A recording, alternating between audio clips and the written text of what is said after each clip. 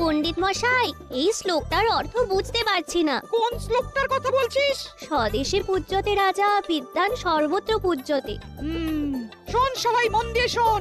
বিদ্বান ব্যক্তির সম্মান সব জায়গায়, বিশ্বের যে কোনো স্থানে বিদ্বান ব্যক্তি পুজো পায়, কিন্তু রাজা শুধু স্বদেশেই সম্মান পায়।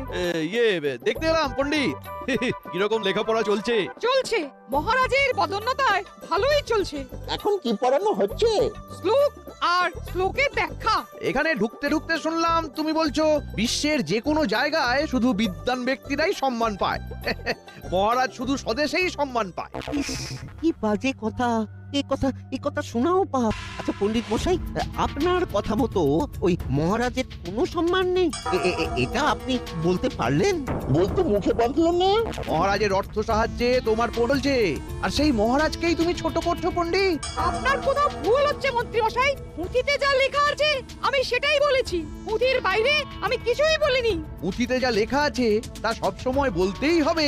এই মাথার দিব্যি তোমাকে কে দিয়েছে পণ্ডিত? তুমি নতুন কিছু বলো। কি বলবো? বইতে যা লেখা আছে ঠিক তার উল্টো বলবে, কেমন? ভুল শেখাতে আমি পারবো না মন্ত্রী মশাই। ঠিক আছে, ঠিক আছে, তোমার সাথে রাজসভায় কথা হবে। হ্যাঁ, আমি এখন চলি। চল ঘটা ঘটা, চল।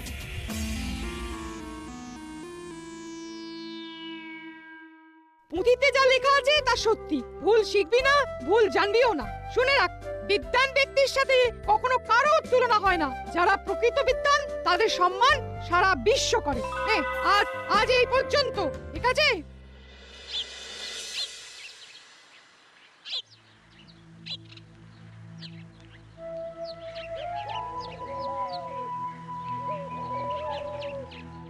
কি রে, তোরা এভাবে মুখ ভার করে আছিস কেন? কি হয়েছে? হ্যাঁ, আজ পাঠশালায় মন্ত্রী মশাই এসেছিলেন, তখন পণ্ডিত মশাই আমাদের পড়াচ্ছিলেন। আচ্ছা দাদু, রাজা মশাইকে শুধু দেশেই চেনে, আর বিদ্বান ব্যক্তিকে সবাই চেনে? হ্যাঁ, বিদ্বান ব্যক্তির কদর সর্বত্র, তাতে মুখ ভার হবার কি হলো? মন্ত্রী মশাই পণ্ডিত মশাইকে বললেন যে বইতে যা লেখা আছে তার উল্টো পড়াতে। বুঝলাম, তার মানে মন্ত্রী মশাই ওখানে গিয়ে পণ্ডিত মশাইকে হুমকি দিয়ে এসেছেন। তোরা কিছু চিন্তা করিস না, ও আমি দেখে নিচ্ছি। ও গোপাল দাদু, এবারে আমাদের পাঠশালায় সরস্বতী পুজো হবে তো? হবে না মানে? হতেই হবে। তোরা যা, শান্তি মনে ঘরে গিয়ে পণ্ডিত মশাই যা বলেছেন সেটা হবার চেষ্টা কর, দেখবি মা সরস্বতীর কৃপা পাবি। চলি রে। ব্যাস, আর চিন্তা নেই। গোপাল দাদু যখন বলে দিয়েছে তখন আমাদের পুজো হবেই।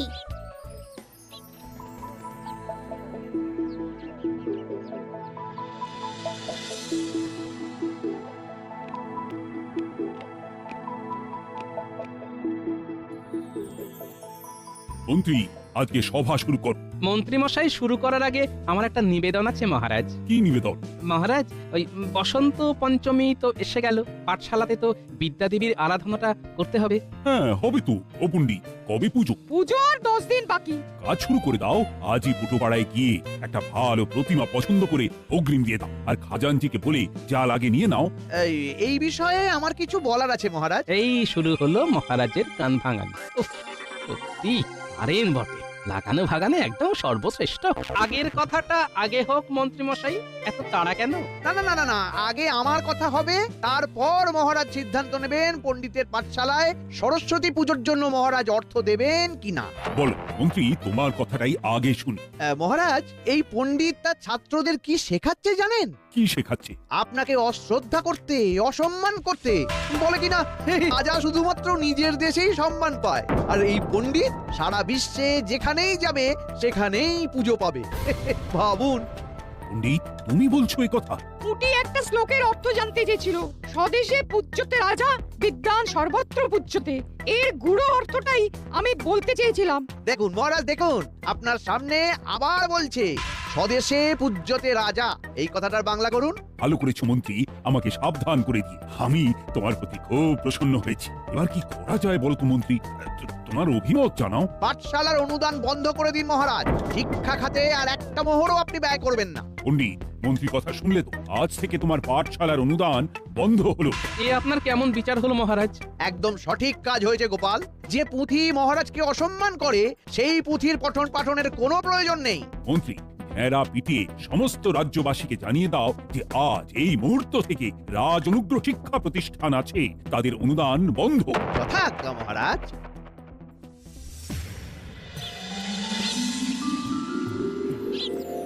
কি থেকে কি হলো? শিক্ষা নেই, তাই এই রাজ্যে বিদ্যা দেবীও নয়। তাহলে আমরা আছি কেন? আমাদেরও এক্ষুনি চলে যাওয়া উচিত। চলে যাওয়া মানে তো হেরে যাওয়া।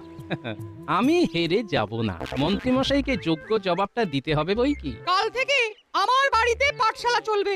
হ্যাঁ, এটা ঠিক বলেছেন পণ্ডিত মশাই, বিদ্যা দেবীর আরাধনা চলবে। শুনুন শুনুন শুনুন, মহারাজ ঘোষণা করেছেন যে আজ থেকে সমস্ত শিক্ষা প্রতিষ্ঠানের ওপর থেকে অনুদান তুলে নেওয়া হলো।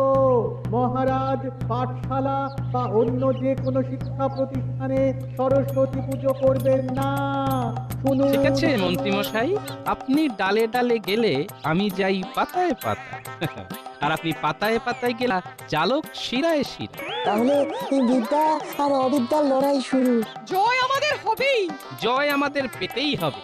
বিদ্যা মন্দিরে বিদ্যা দেবীকে পুনরায় প্রতিষ্ঠা করবই করব। পণ্ডিত মশাই, এবারের পুজো আপনার বাড়িতেই হবে, আর পোটোর সবচেয়ে বড় প্রতিমাকেই আমরা পুজো করব। চলো সবাই। কোথায় যাবো গোপাল? ফিরবে কি আর কপাল?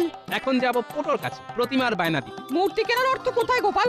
বায়না করার মতো অর্থ আমার কাছে আছে পণ্ডিত মশাই, বাকি সব মায়ের উপর ছাড়লাম। মা যদি চান তার পুজো হবে, না চাইলে তো আমরা কিচ্ছুটি করতে পারবো না। চলুন, বাকি খেলা কাল রাজসভায় হবে।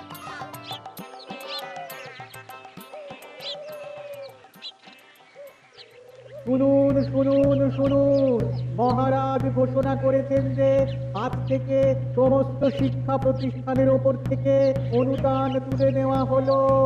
মহারাজ পাঠশালা বা অন্য যে কোনো শিক্ষা প্রতিষ্ঠানে সরস্বতী পুজো করবেন না। শুনুন শুনুন শুনুন। হ্যাঁ, যা চলে শিক্ষায় কোপ, এটা মহারাজের কেমনতর ব্যবহার। কাকা কি বলে গেল? অনেকগুলো কথা তো ঠিক বুঝতে পারলাম না। কোন কথাটা বুঝলি না মা ফুটি?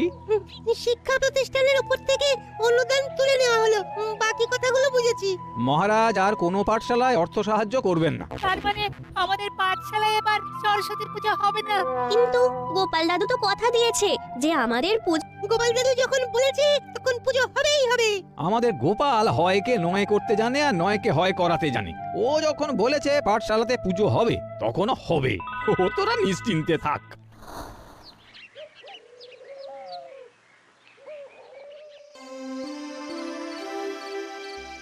মহারাজ, এটা কি করলেন মহারাজ?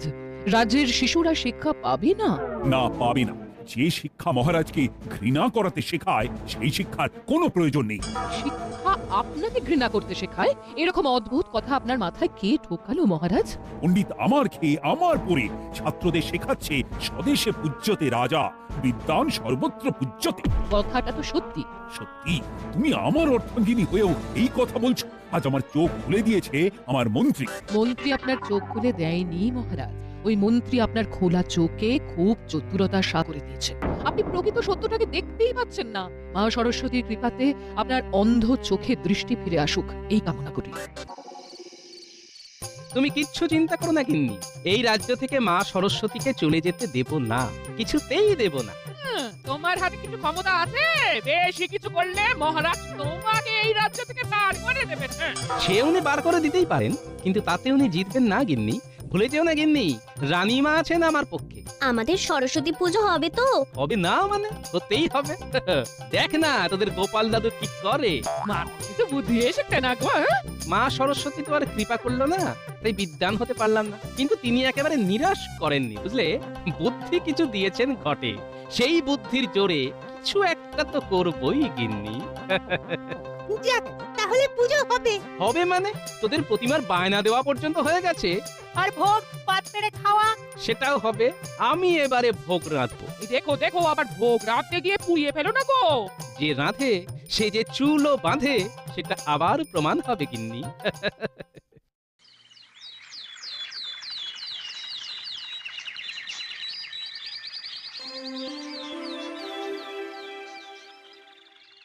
মহারাজ, কাল যে কথাটা নিয়ে এত আলোচনা হলো, সেই কথাটা নিয়ে একটা পরীক্ষা হয়ে যাক। কি পরীক্ষা? কি পরীক্ষা সেটা বলার আগে একটা আর্জি আছে মহারাজ। বলে ফেলো। সবটা শুনে গেলে হবে না, সবটা সহজভাবে নিতে হবে। নেব। মহারাজ, আপনার রাজসভায় আপনার ছত্রছায়া থেকে আমার কিছু পরিচিতি হয়েছে। সবাই বলে নাকি আমার বুদ্ধি আছে মহারাজ। বুদ্ধি নয় গোপাল, ওগুলোকে কুবুদ্ধি বলে। তাই সই, কুবুদ্ধি। তা দেশের বাইরেও কিছু মানুষ আমাকে ওই কুবুদ্ধির জন্যই চেনে। উড়িয়ে পেঁচিয়ে কথা না বলে সোজা কথা এসো, মোদ্দা কথাটা বলো তো। হয়ে যাক মহারাজ একটা পরীক্ষা, দেখি আপনাকে কতজন চেনে আর আমাকে কতজন চেনে মহারাজ। তার মানে তুমি দাবি করছো তুমি বিদ্বান? গোপালও বিদ্বান আর আরশোলাও পাখি। হ্যাঁ মহারাজ, আমি দাবি করছি আমি বিদ্বান, পুঁথিগত আমার কোনোই জ্ঞান নেই। সেই জায়গায় আমি একেবারে নিরক্ষর মহারাজ, কিন্তু মানুষের দৈনন্দিন চলার পথে যে বুদ্ধির দরকার হয় সেটা আমার আছে। কথাই আছে না, বুদ্ধিতেই সিদ্ধি। বুদ্ধি আছে যার, বল আছে তার, এই কথাটা সবাই বলে বারংবার। বেশ, তোমার সাথে পরীক্ষাতে রাজি, আর হারলে কি হবে সেটা বল। এই রাজ্য ছেড়ে চিরকালের মতো চলে যাব মহারাজ, আর কোনোদিন আসবো না। আর জিতলে মহারাজ, তোমার খুশি মতো যা চাইবে তাই পাবে। ঠিক আছে মহারাজ, আমার চাওয়াটা বলে দিই, খুব ছোট্ট চাওয়া। পাঠশালার পুজোটা প্রতিবারের মতো ধুমধাম করে যেন হয়। ঠিক আছে, তাই হবে। মহারাজ, তাহলে কাল থেকেই আমাদের পরীক্ষা শুরু হবে। আমরা প্রথমে যাব বর্ধমান রাজ্যে, তারপর খাম্বাজ। বর্ধমান রাজ্যে? বাহ বাহ বাহ বাহ! বর্ধমান রাজ্যে মহারাজকে সবাই চেনে। খাম্বাজ রাজ্যের লোকজন আমায় ভালো চেনে। একজন রাজাকে চিনবে না, তা আবার হয় নাকি? এবার পরীক্ষার নিয়ম কানুনগুলো শুনুন। তিনজন কে কে? আমি, আপনি আর মহারাজ, তিনজনেই ছদ্মবেশে যাব। আর একটাই প্রশ্ন করব। কি প্রশ্ন? কৃষ্ণনগরের কি বিখ্যাত?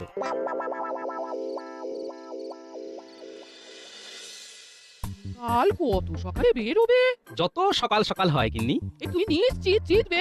হ্যাঁ গিন্নি, জিতবই জিতবো। এই জেতাটা কৃষ্ণনগরের জন্য খুব জরুরি, বুঝলে? মহারাজের একটা মিথ্যে অহংকারের জন্য বাচ্চা বাচ্চা ছেলেদের কাছে শিক্ষা পৌঁছবে না, এটা হতে পারে না গিন্নি। খুব অসম লড়াই করতে নেমেছে গোপাল, আমার কাছে হেরে ভূত হবে। এই প্রথমবার আমি আপনার পরাজয় চাইছি।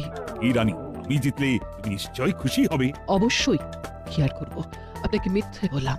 আপনি কাল কখন রওনা দেবেন মহারাজ? সূর্য ওঠার পর। এতদিনে গোপাল নিজের পায়ে কুড়ুল মারলো। করে গোপাল হেরে যাক, এটাই চাই। হারবে তো বটেই, গোপাল বিদেয় হলে কত নতুন নতুন ভাবনা আছে, সেগুলো সব পূর্ণ করতে হবে। চলো গিন্নি, আজ একটু তাড়াতাড়ি শুয়ে পড়ি, কাল খুব সকাল সকাল বেরোতে হবে না? ওহো, আজ খুব খুব আনন্দ করে ঘুমোবো, গোপালের চলে যাওয়ার আনন্দে।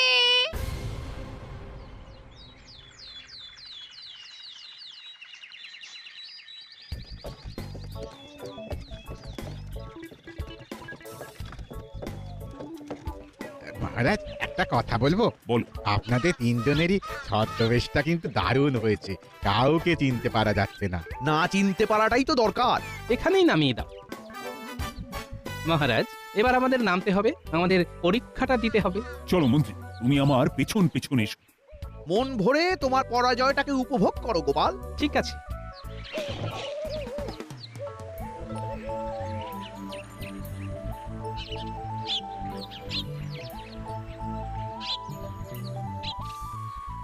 ও ভাই, একটা কথা জিজ্ঞাসা করবো? করুন না, কি জিজ্ঞাসা করবেন করুন। তুমি কৃষ্ণনগরের নাম শুনেছো? শুনবো না, খুব ভালো রাজ্য। কিসে ভালো? মানে কৃষ্ণনগর নামটা শুনলে কি মনে হয়? কিসের কথা মনে পড়ে? চরভাজা আর মাটির পুতুল আর কৃষ্ণচন্দ্র রায়। কি ঠিক বলেছি? এইটা আবার কে? মানে কৃষ্ণনগরের রাজা। ও রাজা টাজা নাম জানি না, চিনি না। আমি তো গোপাল ভাঁড়ের নামটা বলতে যাচ্ছিলাম। হ্যাঁ, এই কৃষ্ণনগরের প্রজারা কত ভাগ্যবান, তারা গোপাল ভাঁড়কে দেখতে পায়। হ্যাঁ, আমরা শুধু নাম শুনেই গেলাম। ব্যাস, প্রথমেই মন্ত্রীমশাই কাবু। আমার কষ্ট হচ্ছে শুধু মহারাজের জন্য। তোমরা গোপাল ভাঁড়কে দেখেছো? আমরা একদিন কৃষ্ণনগরে যাব, শুধুমাত্র গোপাল ভাঁড়কে একটু কাছ থেকে দেখতে। শুনেছি ওনার কত বুদ্ধি। এইরকম একজন বুদ্ধিমান মানুষ যদি আমাদের এই বর্ধমানে থাকতো। এই, এখান থেকে চলো তো। খেলাটা বেশ জমেছে। ওখানে কি যে হচ্ছে কিচ্ছু বুঝতে পারছি না। আমার মনে হচ্ছে আমাদের গোপালই জিতছে। তাই যেন হয়। চলো পোটো পাড়ায়, আমাদের কাজ আমরা করি। হ্যাঁ, গোপাল একটা দায়িত্ব দিয়ে গেছে, এটা আমাদের পালন করতেই হবে। মনটা খুব ভালো লাগছে বুঝলি। আরে আমারও সকালবেলা একটা স্বপ্ন দেখে ঘুম ভেঙেছে। পরের স্বপ্ন কিন্তু সত্যি হয়। কি দেখলাম? দেখলাম কি ওই পণ্ডিত মশাইয়ের বাড়িতে সরস্বতী পুজো হচ্ছে। গোপাল দাদু ভোগ রাঁধছে। মহারাজ আর রানীমা এসে আমাদের সাথে ভোগ খাচ্ছেন। গোপাল দাদু ঠিক জিতে ফিরবে, আমার মন বলছে।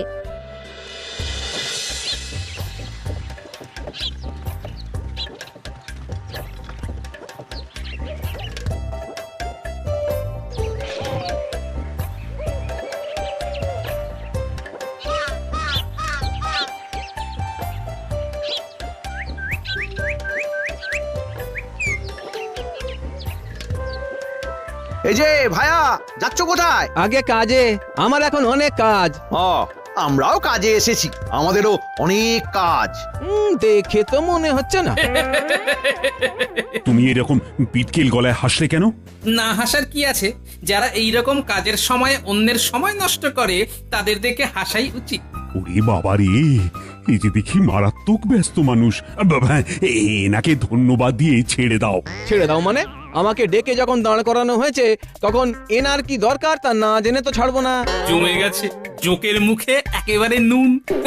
আমার আর কোনো প্রয়োজন নেই, তুমি যাও যাও যাও যাও, তোমার কাজে যাও। তোমরা তো ভারী অদ্ভুত, যখন কোনো কাজ নেই তখন আমাকে দাঁড় করালে কেন তার উত্তর দাও। ঠিক আছে, নাও প্রশ্ন করো। দুটো প্রশ্ন করব? আচ্ছা, আমাকে কি তোমার ছাত্র বলে মনে হলো? তোমাকে কিন্তু আমার মোটেও পণ্ডিত বলে মনে হচ্ছে না, কিরকম একটু কুচুটে কুচুটে লাগছে।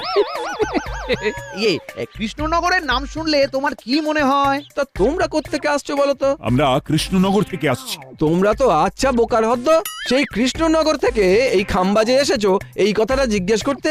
তোমাদের মতন বোকা লোকেদের মাঝে যে গোপাল ভাঁড়ের মতন বুদ্ধিমান মানুষ কিভাবে এলো কে জানে। বোকার হদ্দ। ছাড়ো।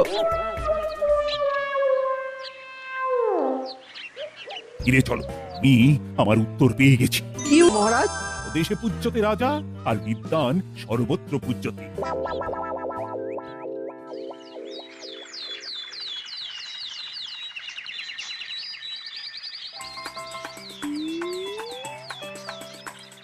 অবশেষে পুজো হলো গোপাল। সবই আপনার জন্য রানীমা। না গোপাল না, তুমি প্রমাণ করলে যশস্বী মানুষ, বুদ্ধিমান বিদ্বান ব্যক্তিরাই পুজো পায়। রানীমা, আমি নিরক্ষর, মা সরস্বতীর কৃপা আমি পাইনি, তাই আমি চাই রাজ্যের প্রতিটা বাচ্চা যেন শিক্ষিত হতে পারে। মহারাজকে হারিয়ে আমি খুশি হইনি রানীমা। কিন্তু মহারাজের পরাজয়টার প্রয়োজন ছিল।